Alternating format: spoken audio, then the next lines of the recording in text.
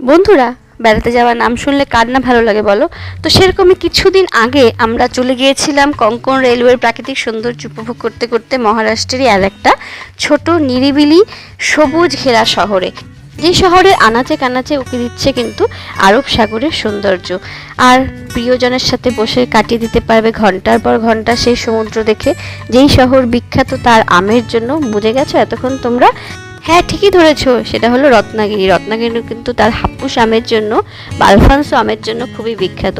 সেখানে গেলে কিন্তু সূর্যাস্তের সাথে সাথে ঐতিহাসিক নানা রকম স্থান দেখা যাবে, চলে আসবে চোখের সামনে বিভিন্ন পুরানো মন্দির, আর এত সুন্দর প্রাকৃতিক দৃশ্যর সাথে সাথে উপভোগ করতে পারবে কিন্তু সেখানকার নানা রকম ফিশ, সেই টাটকা সামুদ্রিক মাছের বিভিন্ন পদ, আর সাথে সুমিষ্ট নারকেলের জল বা ডাবের জল খেতে গেলে কিন্তু একবার অবশ্যই আসতে হবে রত্নাগিরিতে।